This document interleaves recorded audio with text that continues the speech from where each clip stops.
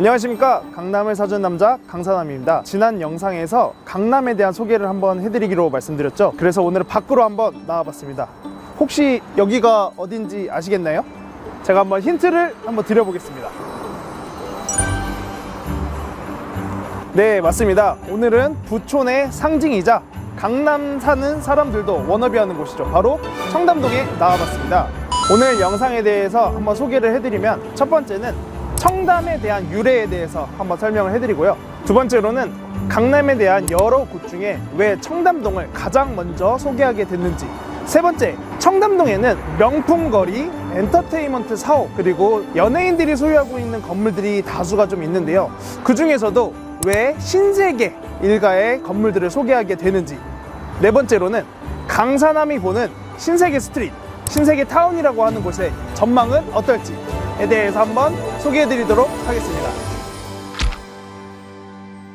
첫 번째로 청담의 유래에 대해서 설명해 드리겠습니다. 지금 보고 계신 이 청담동의 청담이라고 하는 맑을 청의 묻담이라고 해서 과거로부터 한강에서 이 청담이라는 동네에 물이 맑아가지고 지명이 유래됐다라고 할 수 있습니다. 오늘 보이실 건물의 소유주는 총 4명이 등장을 합니다. 주식회사 신세계 인터내셔널, 그리고 이명희님, 그리고 정용진님, 그리고 정유경님이 등장하게 되어 있습니다. 그 4명의 소유주에 관련된 건물을 한번 소개해 드리겠는데, 바로 보시는 건물이 첫 번째 주식회사 인터내셔널의 건물입니다.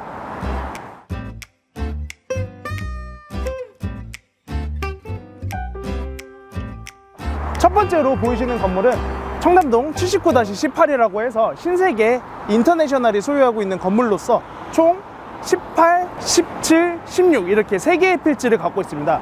그 중에서도 79-18은 엠포르 아르마니 본인들의 이제 자회사죠. 브랜드 계열사에 입점을 해가지고 운영 중에 있습니다. 그리고 두 번째로 보이시는 이 건물은 79-17 똑같이 주식회사 인터내셔널 건물이면서 JD 린디버그가 입점 예정으로 되어 있는 신세계 인터내셔널 건물입니다.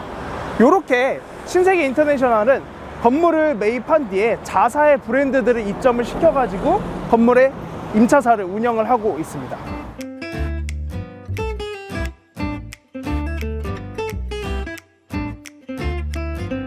뒤에 보이시는 건물은 청담동 79-16으로서 동일하게 주식회사 신세계 인터내셔널 건물이고요. 해당 건물 같은 경우는 2002년도 6월에 건물을 매입했는데, 앞에 보셨던 2개의 필지는 2001년도 12월에 매입을 했으며 약 6개월의 시간차를 두고 총 대로변의 3개의 필지를 매입을 하여 신세계 인터내셔널이 향후에 어떤 모습으로 바뀔지 기대가 되는 건물입니다.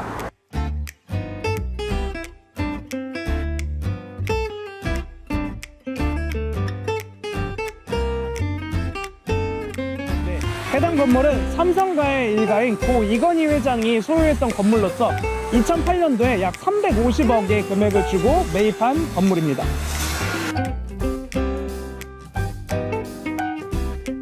보이시는 건물은 청담동 79-13 그리고 청담동 79-12의 건물입니다. 13의 건물 같은 경우는 정유경 님이 소유한 건물이고 2004년도에 약 20년 전에 매입했던 건물이고요. 보이시는 건물은 2008년 6월에 이명희 님이 매입한 건물로서 대지는 약 105평 정도 되고요. 당시에 104억 정도 금액으로 건물을 매입하셨습니다. 그리고 현재 추정가로는 242억 정도 돼서 약 2.3배의 이익이 날 거라고 추산되고 있습니다. 해당 건물 또한 신세계 인터내셔널 브랜드인 에르노가 입점이 되어 있는 건물이라고 할 수 있습니다. 그리고 강남은 특성상 지금 보시는 것과 같이 주차 공간이 많이 협소합니다.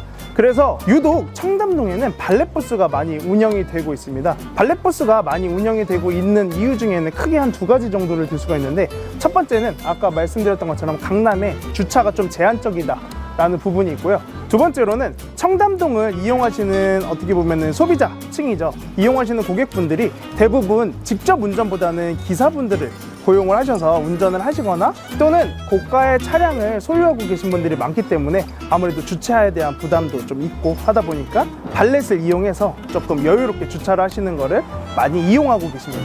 그래서 청담동에는 발렛이 조금 대중화가 되게 된 계기가 되었습니다. 네, 뒤에 보이시는 건물 또한 주식회사 신세계 인터내셔널 소유의 건물로서 2개의 필지가 1개의 건물로 형성된 것입니다. 보시면은 청담동 78-9, 청담동 78-10 이렇게 두 개의 필지이고요. 해당 건물은 약 249평으로서 2010년 매입 당시에는 375억이라는 금액을 주고 평당 약 1억 5천만 원의 금액으로서 매입을 했습니다. 현재 토지 추정가로는 약 735억으로서 매입 당시에 비해서 약 1.9배 이상 오른 건물이라고 볼 수 있습니다. 해당 건물 또한 알렉산더왕 그리고 폰타나 밀라노 1915 동일하게 신세계 인터내셔널 그룹 브랜드사가 입점이 되어 있습니다. 그리고 나서 돌아서 이 압구정로 60길을 따라서 올라가다 보면은 저희가 대체적으로 말하는 신세계 스트릿이라고 하는 신세계 타운입니다. 이 거리는 신세계 일가에서 대부분의 필지를 소유하고 있고, 이 건물에서 신세계 트리니티 회원들만 이용할 수 있는 분더샵도 있습니다. 한번 같이 보시겠습니다. 해당 건물은 청담동 82-3의 건물로서 2012년 매입 당시에 135평이라는 대지 평형을 250억에 매입을 하면서 약 1억 8천만 원의 평당 가격으로 거래를 하였습니다.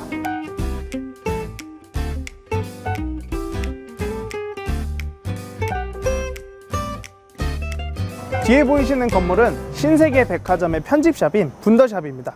분더샵은 크게 분더샵 A와 분더샵 B 이렇게 두 개로 나눠져 있고요. 분더샵 A에는 총 3개의 필지로 이루어져 있습니다. 청담동 89, 청담동 89-1, 청담동 89-17 이렇게 이루어져 있는데요. 이 중에서도 청담동 89-1을 신세계 인터내셔널에서 가장 먼저 96년도에 12월에 매입을 하게 됩니다. 그리고 나서 이명희 님께서 97년도 3월에 청담동 89-17을 매입을 하면서 연결된 필지로 가져오게 됩니다. 그리고 나서 2008년도에 이명희 님이 마지막으로 청담동 89에 필지를 가져오게 되면서 분더샵 A를 완성하게 됩니다.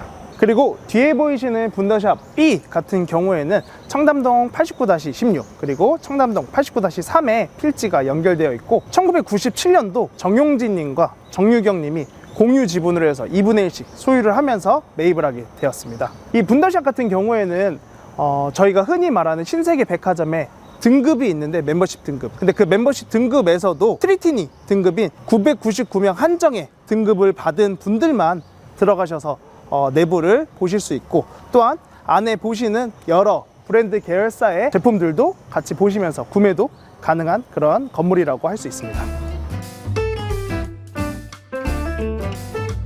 뒤에 보이시는 건물 또한 청담동 83-21의 건물로서 동일하게 신세계 인터내셔널 건물 소유입니다. 약 174평의 대지로서 2012년 매입 당시에는 300억에 거래를 했습니다. 당시 평당가로는 1억 7,200만 원에 거래를 됐습니다. 해당 건물은 현재 토지 추정가로는 약 540억 정도 되고 있고, 당시 매입했던 시세 대비해서는 1.8배 정도 올랐다고 보면 되겠습니다. 그리고 해당 건물 또한 신세계 인터내셔널 그룹사인 사카이가 입점해 있는 것을 볼 수 있습니다. 해당 건물은 청담동 89-4의 건물로서 이명희 님의 소유의 건물입니다. 대지 평형은 약 166평 정도 나오고 있고요. 2010년도 매입 당시에는 200억에 매입을 했었고, 당시에 평당 1억 2천만 원에 거래를 진행했습니다. 현재 토지 추정가로는 388억 정도, 약 1.9배의 시세차가 발생된 것을 알 수 있습니다. 동일하게 해당 건물도 스타벅스라고 하는 신세계의 그룹사의 지점이 들어와 있습니다. 해당 지점 같은 경우는 스타벅스 1000호점을 기념을 하게 되면서 입점을 하게 됐었고, 지금은 청담 리저브 매장으로 운영되고 있습니다.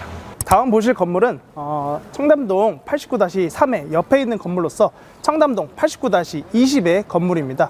해당 건물 같은 경우는 소유주가 정용진 님으로서 동일하게 166평 정도의 대지 평형을 갖고 있고, 당시 210억에 매매가 되면서 평당 1억 2,600만 원의 거래가 진행이 됐고요. 현재 토지 추정가로는 약 384억에 형성이 되어 있으면서 시세 대비해서는 1.8배 정도 오른 거라고 보실 수 있습니다. 동일하게 해당 건물도 정용진님의 건물로서 1층에는 이마트 24시 편의점이 운영이 되고 있고, 직영으로 운영이 되고 있다는 것을 알 수 있습니다. 보통 일반인 분들이 건물주라고 표현을 할 때는 건물의 주인을 뜻하는 경우들이 많습니다. 근데 조금 더 부동산 측면에서 생각을 해보다 보면은 건물주라고 하면은 필지를 소유하고 있는, 즉 그 땅을 소유하고 있는 필지의 주인이자 건물의 주인입니다. 그래서 등기부 등본을 뗄 때는 보통 토지 등기부 등본과 건물 등기부 등본 이렇게 두 가지를 떼어서 확인을 할 수가 있습니다. 조금 더 부연 설명을 해드리자 하면은 아무래도 건물은 감가상각이라는 게 있어서 건물이 지어진 신축 연도부터 약 잔존 가치를 40년이라고 봅니다. 그러면은 연수가 올라갈수록 건물의 가치는 떨어지게 되어 있고, 토지라고 하는 지대는 공시지가라고 해서 개별 공시지가는 우리나라 같은 경우 계속 우상향하는 경향이 조금 많이 있습니다. 다만 건물의 가치를 상승시켜주는 요인들도 있는데요, 크게는 두 가지라고 볼 수 있습니다. 첫 번째는 병원이라든지 의원이라든지 이런 우량 임차사가 들어가는 경우와, 뒤에 보이시는 스타벅스와 같은 대형 프랜차이즈 카페가 입점해 있었을 때 건물의 가치가 상승을 하게 되어 있습니다. 이렇게 됐었을 때 그 건물을 소유하고 계시는 건물주님들께서 매각을 할 때도 아무래도 조금 더 높은 가격으로 매각이 가능하다는 걸 알 수 있습니다.